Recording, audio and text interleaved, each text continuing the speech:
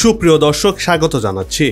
খানিকটা সময় চোখ বন্ধ করে একবার ভাবুন তো, আপনি দুর্গম পাহাড় কিংবা মাঝ সমুদ্রে সেখানে বসে নির্বিঘ্নে ইন্টারনেট ব্যবহার করতে পারছেন, তাহলে কেমন হয়? নিশ্চয়ই ভালো একটি খবর। হ্যাঁ, এবার বাংলাদেশেও নিমিষে দ্রুতগতির ইন্টারনেট পৌঁছে যাচ্ছে দুর্গম এলাকাতেও। প্রশ্ন হচ্ছে, বাংলাদেশে কি এই স্টারলিংক ইন্টারনেট সেবা আসবে? কবে থেকে কাজ শুরু হবে? আসলে কি কি সুবিধা পাওয়া যাবে? আর কিভাবে বাংলাদেশ দক্ষিণ এশিয়ার ডিজিটাল সুপার পাওয়ার হচ্ছে? কতদিনের মধ্যে মিলবে সেবা? এই ইন্টারনেট ব্যবহারে খরচাপাতি কেমন হবে?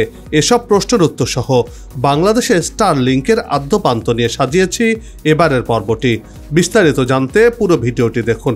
দর্শক, চলুন চলে যাই মূল ভিডিওতে।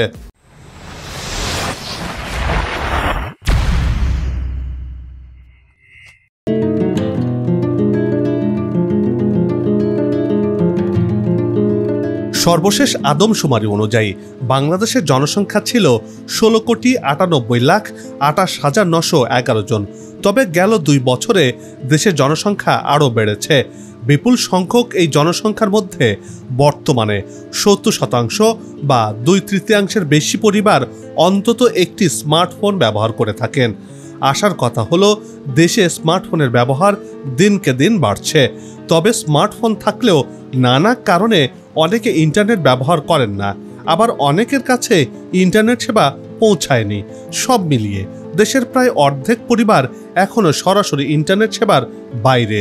সম্প্রতি বাংলাদেশ পরিসংখ্যান ব্যুরো প্রকাশিত ২০২৪-২৫ অর্থ বছরের প্রথম প্রান্তিকের জরিপ প্রতিবেদনে এসব তথ্য উঠে এসেছে।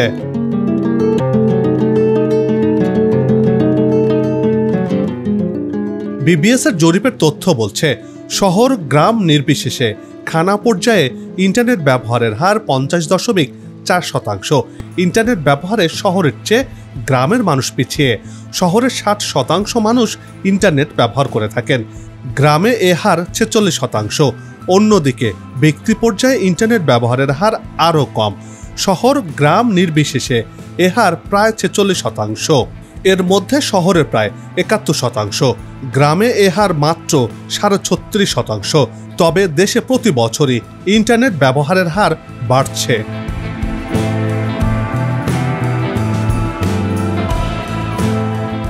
তথ্য বলছে, স্মার্টফোন ব্যবহারে বাংলাদেশের চেয়ে মিশর, নাইজেরিয়া, ভারত, ইন্দোনেশিয়া, পাকিস্তান ও মেক্সিকো এগিয়ে রয়েছে। ইথিওপিয়া ও উগান্ডা শুধু বাংলাদেশের পেছনে। অন্যদিকে ইন্টারনেট ব্যবহারেও শুধু ইথিওপিয়া বাংলাদেশের চেয়ে পিছিয়ে। এক জরিপে দেখানো হয়েছে, বাংলাদেশের বেশিরভাগ মানুষ মোবাইল ইন্টারনেট সম্পর্কে জানেন কিন্তু ব্যবহার করেন না।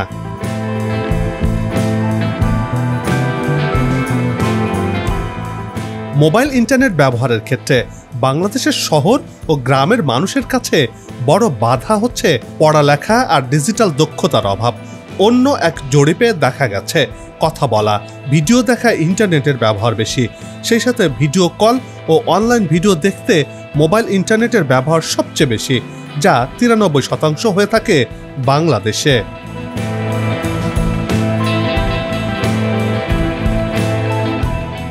বিশ্বের ৪টি অঞ্চলের ১২টি দেশের মধ্যে স্মার্টফোন মালিকানায় বাংলাদেশের চেয়ে এগিয়ে রয়েছে ৯টি দেশ। এমনকি মোবাইল ইন্টারনেট ব্যবহারেও বাংলাদেশ তাদের চেয়ে পিছিয়ে। বিগত সরকার ডিজিটাল বাংলাদেশের নামে প্রচুর ব্যয় করলেও স্মার্টফোনের দাম মানুষের হাতের নাগালে আনতে পারেনি। মানুষের মধ্যে স্মার্টফোনের ব্যবহারের চাহিদা তৈরি করতে পারেনি। ডিজিটাল সাক্ষরতার অভাবে অর্ধেক জনগোষ্ঠী এসব সুবিধার বাইরে থাকছে।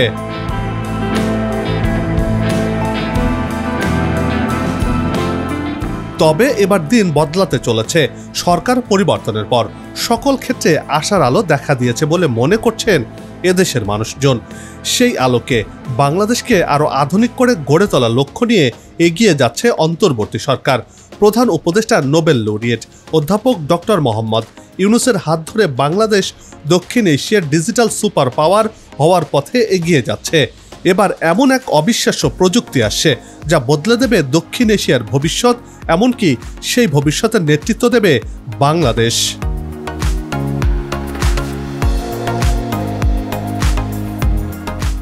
বাংলাদেশে আসছে যুগান্তকারী এক প্রযুক্তি, বিশ্বের সবচেয়ে ধনী ব্যক্তি ইলন মাস্কের স্টারলিংকের মাধ্যমে বাংলাদেশ স্যাটেলাইট ইন্টারনেটের যুগে প্রবেশ করতে যাচ্ছে। স্টারলিংকের মাধ্যমে আকাশে থাকা হাজার হাজার স্যাটেলাইটের মাধ্যমে ইন্টারনেট পৌঁছে যাবে গহীন অরণ্য, দুর্গম পাহাড়, এমনকি সমুদ্রের মাঝখানে থাকা নাবিক ও জেলেদের কাছেও। ফলে নিরবিচ্ছিন্ন হাই স্পিড ইন্টারনেট সুবিধা নিশ্চিত হবে বাংলাদেশে।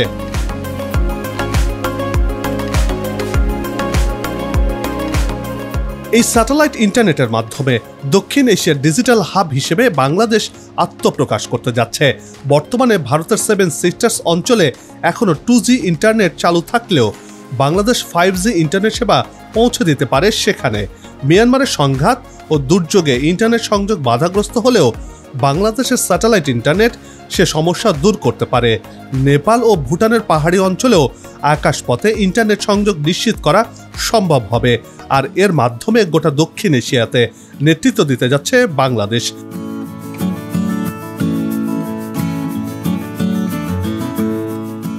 ভারত 28টি রাজ্যে বিভক্ত। এর মধ্যে 7টি রাজ্যের অবস্থান ভারতের উত্তর পূর্ব দিকে, যেখানে চীন, বাংলাদেশ এবং মিয়ানমারের সীমান্ত রয়েছে। এই 7টি রাজ্যকে একসঙ্গে বলা হয়ে থাকে 7 সিস্টার্স। অরুণাচল, আসাম, মণিপুর, মেঘালয়, মিজোরাম, নাগাল্যান্ড ও ত্রিপুরা এই 7টি রাজ্য জুড়ে বিস্তৃত। মূল ভারতীয় ভূখণ্ডের সঙ্গে উত্তর পূর্ব ভারত চিকেন নেক বা শিলিগুড়ি করিডোরের মাধ্যমে যুক্ত। যদি এই করিডোর না থাকতো তাহলে মূল ভারতীয় ভূখণ্ডের সঙ্গে উত্তর পূর্ব ভারতের যোগাযোগ বিচ্ছিন্ন হতো। সেই থেকে উত্তর পূর্ব ভারত পুরোপুরি স্থল বেষ্টিত। এর পাশে কোথাও কোনো সমুদ্র সীমানা নেই বা সমুদ্র নেই।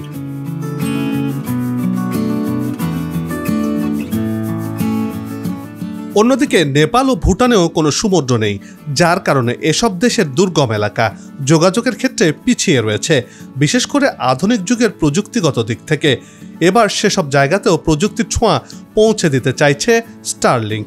বিনা তারের মাধ্যমে স্যাটেলাইট ইন্টারনেট সেখানে পৌঁছে দিতে চায় তারা, আর এটি করতে চায় বাংলাদেশের মাধ্যমে।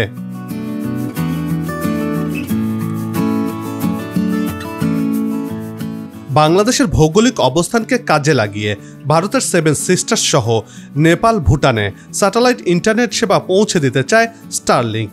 এক্ষেত্রে বাংলাদেশ দক্ষিণ এশিয়ার ডিজিটাল সুপার পাওয়ার হওয়ার পথে এগিয়ে যাবে বলে মনে করছেন বিশেষজ্ঞরা, যার মাধ্যমে ভারত সহ নেপাল, ভুটানের ওপর মাতবরি করবে বাংলাদেশ।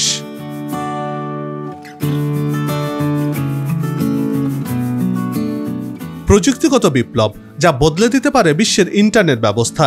এখন প্রশ্ন হলো, এই স্টারলিংক কিভাবে কাজ করে? দর্শক, এবার চলুন এ বিষয়ে বিস্তারিত জেনে আসা যাক। স্টারলিংক হলো স্পেস এক্স পরিচালিত এক বিশাল স্যাটেলাইট ভিত্তিক ইন্টারনেট প্রকল্প। পৃথিবীর কমপক্ষে 550 কিলোমিটার উচ্চতায় হাজার হাজার ছোট ছোট স্যাটেলাইট স্থাপন করা হয়েছে, যা সরাসরি ব্যবহারকারীদের ইন্টারনেট সরবরাহ করে। কিন্তু প্রচলিত মোবাইল নেটওয়ার্ক বা ব্রডব্যান্ড সেখানে টাওয়ার বা ফাইবার অপটিক কেবলের উপর নির্ভরশীল।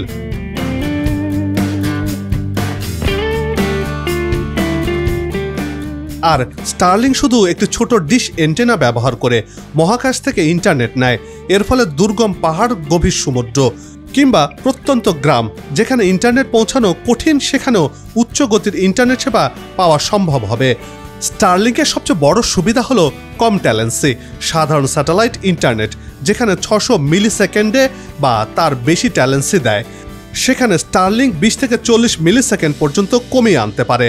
অর্থাৎ গেমিং, ভিডিও কল বা লাইভ স্ট্রিমিং হবে আরও সাবলীল, অর্থাৎ বাফারিং ছাড়াই চলবে দুর্বার গতিতে, কেবলমাত্র স্টারলিংক ইন্টারনেট ব্যবহারের কারণে।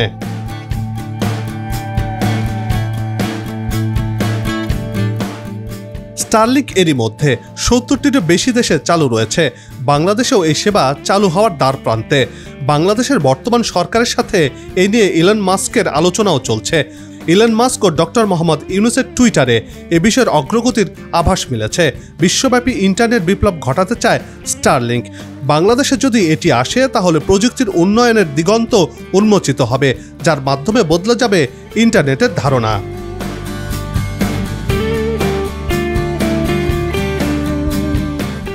বাংলাদেশের অন্তর্বর্তী সরকারের প্রধান উপদেষ্টা ডক্টর মোহাম্মদ ইউনুস মার্কিন ধনকুবের ইলন মাস্ককে বাংলাদেশ সফরে আসার আমন্ত্রণ জানিয়েছেন। একই সাথে আগামী 90 কার্য দিবসের মধ্যে স্টারলিংক স্যাটেলাইট ইন্টারনেট পরিষেবা বাংলাদেশে চালুর প্রস্তাবও দিয়েছেন তিনি। সম্প্রতি ইলন মাস্কের কাছে আনুষ্ঠানিকভাবে পাঠানো চিঠিতে ডক্টর ইউনুস বাংলাদেশে স্টারলিংক সেবার উপযোগিতার বিষয়টি তুলেও ধরেন।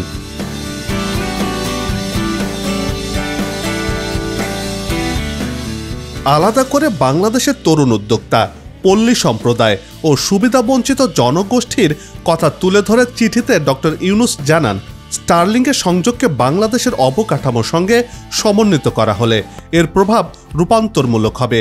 বিশেষত উদ্যমী যুব সমাজ, পল্লী অঞ্চল ও সংকটাপন্ন নারীদের পাশাপাশি দূরবর্তী ও অবহেলিত সম্প্রদায়ের জন্য বিশেষ সুবিধা বয়ে আনবে।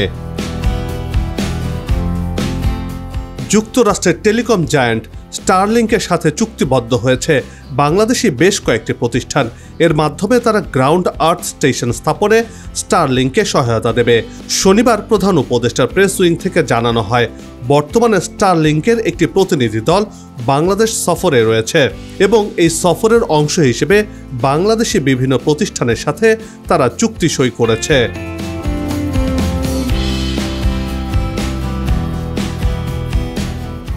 ভূমি বরাদ্দ, নির্মাণ সহায়তা ও অবকাঠামো রক্ষণাবেক্ষণের মতো কার্যক্রম পরিচালনার জন্য এসব সহযোগিতা চুক্তি সই হয়েছে। স্টারলিংক টিম এই কাজের জন্য কিছু নির্দিষ্ট স্থানও চিহ্নিত করেছে বলে জানানো হয়েছে।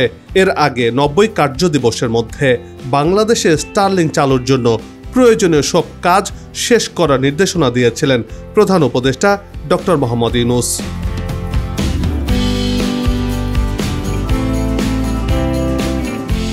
এই চুক্তির মাধ্যমে দেশে স্টারলিংকের কাজ আনুষ্ঠানিকভাবে শুরু হলো। স্টারলিংক দেশের শহর, প্রত্যন্ত গ্রাম অঞ্চল, উপকূলীয় এলাকা এবং উত্তরাঞ্চলে নিরবিচ্ছিন্ন ও উচ্চ গতির ইন্টারনেট নিশ্চিত করবে। এর মাধ্যমে লোডশেডিং বা প্রাকৃতিক দুর্যোগের সময়ও ইন্টারনেট সচল থাকবে।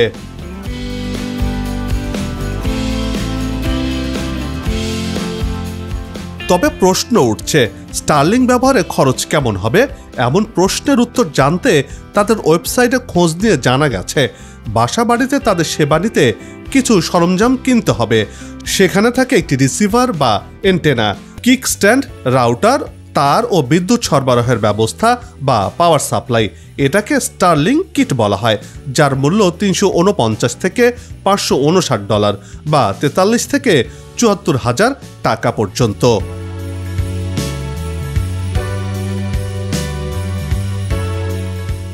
আবাসিক গ্রাহকদের জন্য স্টারলিংকের মাসিক সর্বনিম্ন ফি $120 বা 15,000 টাকা। তবে কর্পোরেট গ্রাহকদের জন্য স্টারলিংক কিটের দাম ও মাসিক ফি দ্বিগুণের বেশি। তবে দেশভেদে দামে ভিন্নতা রয়েছে, আর তাই বলা যায় বাংলাদেশেও এর কিট ও মাসিক ফির দামের হেরফের হবে বা বাংলাদেশে স্টারলিংকের খরচ আরও কম হতে পারে বলেই মনে করা হচ্ছে।